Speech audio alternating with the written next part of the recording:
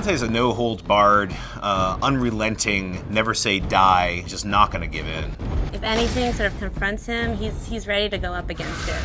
Kind of a brutal bastard.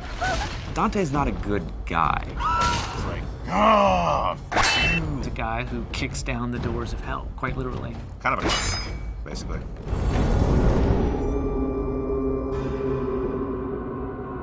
The thing about hell is it's hard to find someone who could stand up to all that. And that's really was the impetus to make our character as badass as he became. The poet, as he goes through hell, he's fainting, and Virgil picks him up and carries him over spots. And that's not a character that we could use for a hero. The real Dante was in Florence during the Civil War. He was more of a politician. We wanted something a little bit more, and so we made the bold choice to give him a pass as a crusader.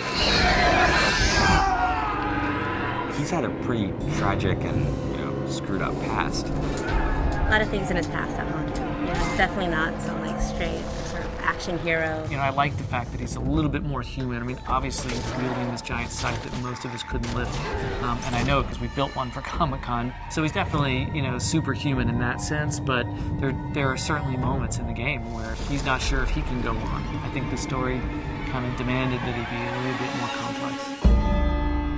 The first line of the poem is, at the midpoint on the journey of life, I found myself in a dark forest, and it's a metaphor for him being confused and troubled about his own life, but we wanted to go to the nth degree for the video game. And so we wanted him to basically have committed all these horrible sins. Dante is guilty of all 9 sins and then some. Definitely start to see how his family factors into it, and you might start to see some familiar faces as you're going through hell and how that sort of messes with him. He's done a lot of bad things in his life. I think one of the important things is as you play through the game, you realize that Dante also tries to redeem himself. The tapestry on Dante's chest is basically this enormous symbol of guilt for him, summing up all the terrible deeds that he's done or all the terrible moments and memories of his life. The tapestry represents Dante's realization that he needs to suffer for his sins, the same way that people have suffered by his hands.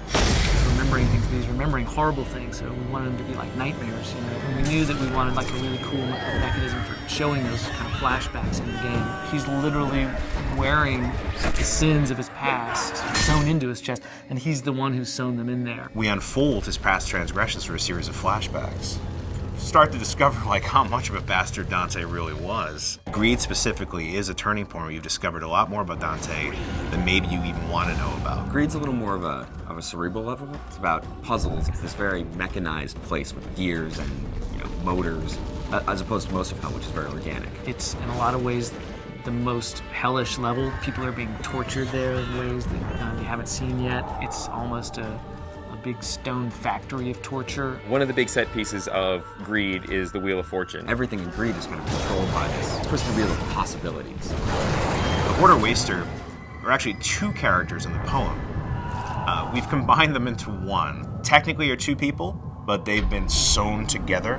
One wants to hoard, collect wealth, the other wants to constantly expend wealth.